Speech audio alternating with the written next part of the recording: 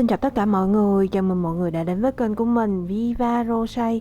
Thì hôm nay mình sẽ hướng dẫn các bạn móc một chiếc buộc tóc như thế này. Ok, bây giờ chúng ta sẽ bắt đầu luôn nha. Thì chất liệu đây mình sử dụng đó là len miêu cotton nặng 50g một cuộn, và ở đây thì các bạn cần phải có 2 cuộn với 2 màu khác nhau. Và kim móc đây mình dùng cái độ dày đó là 4mm. Bước đầu đó là các bạn sẽ dùng len màu hồng này và bắt đầu móc phần thân buộc tóc. Và để móc được phần thân, trước hết đó là các bạn cần phải lấy mũi đầu tiên. Và cụ thể cách lấy mũi đầu tiên sẽ là như sau. Trước hết đó là các bạn sẽ căng len ra như thế này, sau đó các bạn sẽ dùng kim móc quấn qua len một vòng. Sau khi mà các bạn đã tạo được một phần lỗ như thế này rồi thì các bạn sẽ dùng kim móc kéo len qua phần lỗ như thế này cho mình. Như vậy là các bạn đã có được một mũi đầu tiên như thế này rồi. Bước tiếp theo đó là các bạn sẽ lên tổng cộng là 90 mũi móc xích.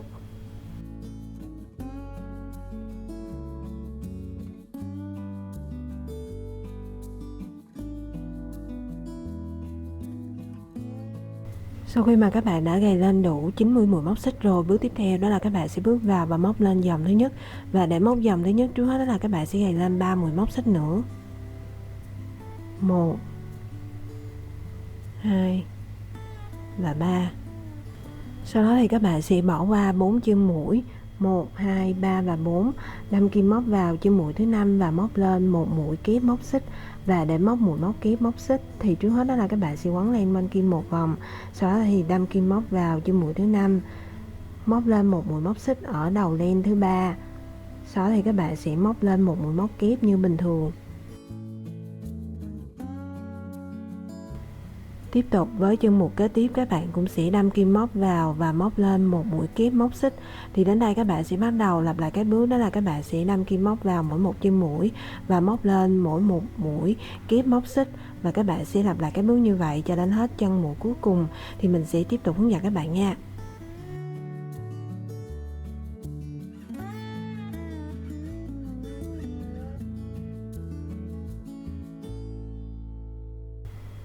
Sau khi mà các bạn đã móc đến hết chân mũi cuối cùng rồi thì các bạn đã móc xong dòng thứ nhất và tổng số chân mũi hiện giờ các bạn đang có là 90.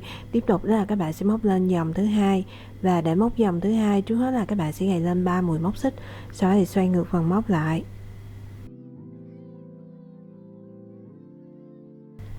Và bắt đầu từ chân mũi thứ hai này trở đi thì các bạn sẽ đâm kim móc vào mỗi một chân mũi và móc lên mỗi một mũi kép móc xích, và các bạn sẽ lặp lại cái bước như vậy cho đến khi nào mà còn lại một chân mũi cuối cùng thì mình sẽ tiếp tục hướng dẫn các bạn nha.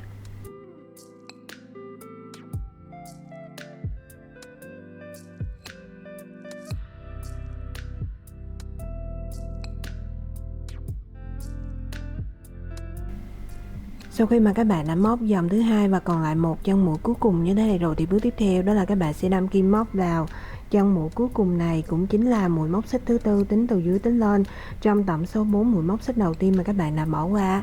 Sau đây các bạn sẽ kéo len qua và móc lên một mũi kép móc xích. Thì như vậy là các bạn đã móc xong dòng thứ hai rồi. Tiếp tục đó là các bạn sẽ móc lên dòng thứ ba, và bắt đầu từ dòng thứ ba này trở đi thì các bạn sẽ lặp lại cái bước tương tự giống như là dòng thứ hai mình đã hướng dẫn, và các bạn sẽ lặp lại cho đến hết dòng thứ tư. Và tổng số chân mũi sau khi mà các bạn móc xong cho mỗi dòng sẽ luôn được giữ nguyên là 90 chân mũi. Sau khi mà các bạn đã móc đến hết dòng thứ tư rồi thì các bạn đã móc xong phần móc. Bước tiếp theo đó là các bạn sẽ kết mũi lại bằng cách là móc lên một mũi móc xích, sau đó kéo len ra một đoạn và dùng kéo cắt đi phần đoạn len thừa này cho mình.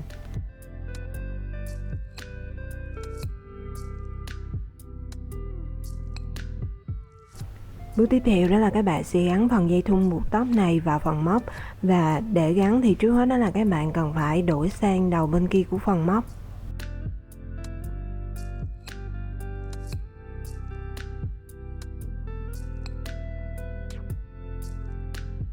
Tiếp theo đó là các bạn sẽ để hai mặt phải hướng ra bên ngoài, còn hai mặt trái thì sẽ hướng vào bên trong. Sau đó thì các bạn sẽ đâm kim móc vào chân mũi đầu tiên của dòng thứ nhất và dòng thứ tư. Tiếp theo đó là các bạn sẽ dùng len và lấy mũi đầu tiên. Sau đó thì các bạn sẽ kéo mũi đầu tiên mà các bạn vừa mới gầy qua hai chân mũi đầu tiên này cho mình.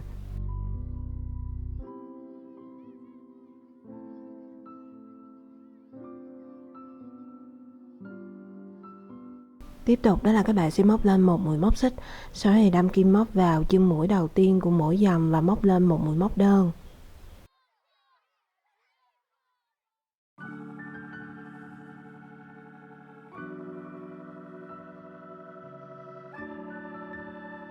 Và đến đây thì các bạn sẽ bắt đầu lặp lại các bước, đó là các bạn sẽ đâm kim móc vào mỗi một chân mũi của dòng thứ nhất và dòng thứ tư và móc lên mỗi một mũi móc đơn, và các bạn sẽ luôn để cái phần dây thun này nằm ở chính giữa của phần móc, và các bạn sẽ lặp lại cái bước như vậy cho đến hết chân mũi cuối cùng thì mình sẽ tiếp tục hướng dẫn các bạn nha.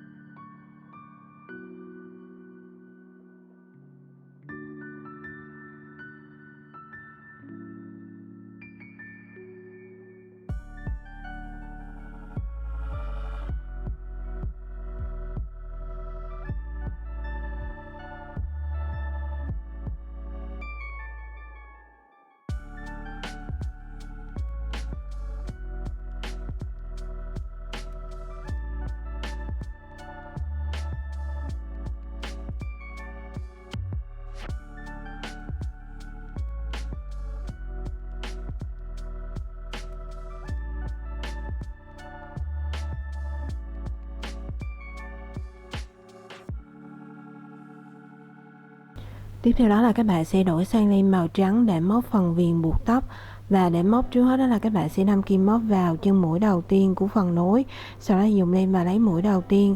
Tiếp theo đó là các bạn sẽ kéo mũi đầu tiên mà các bạn vừa mới gầy qua chân mũi đầu tiên này cho mình.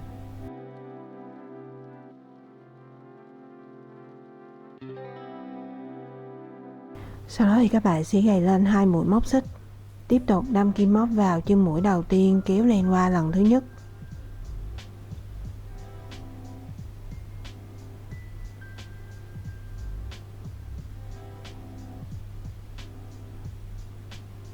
Sau đó thì các bạn lại đâm kim móc vào chân mũi đầu tiên, kéo len qua lần thứ hai. Sau khi đã có 3 đầu len trên cùng một kim móc như thế này rồi thì các bạn sẽ dùng kim móc kéo len qua 3 đầu len này cho mình. Tiếp theo đó là các bạn sẽ bỏ qua 2 chân mũi, đó là chân mũi thứ hai và chân mũi thứ ba, đâm kim móc vào chân mũi thứ tư này, móc lên một mũi dời.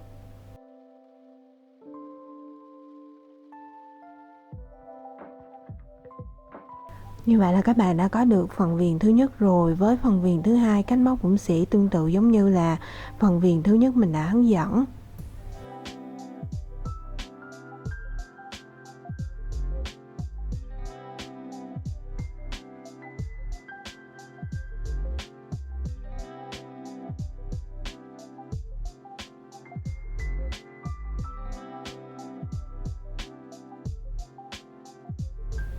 Như vậy là các bạn đã có được phần viền thứ hai rồi.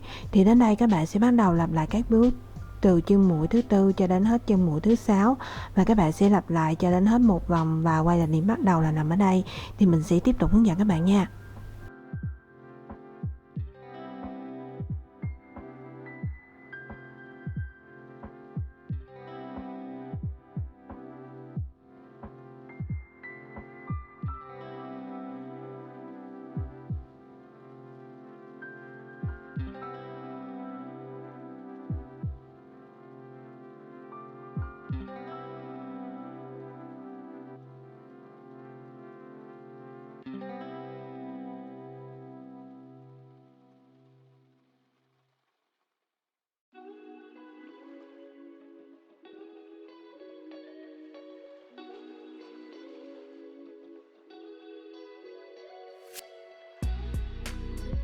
Ok, như vậy là các bạn đã hoàn thành xong một chiếc buộc tóc như thế này rồi. Mình chúc các bạn sẽ thành công và sản phẩm của các bạn làm ra nha. Chào tạm biệt bạn và các bạn ở video sau. Bye bye, see you.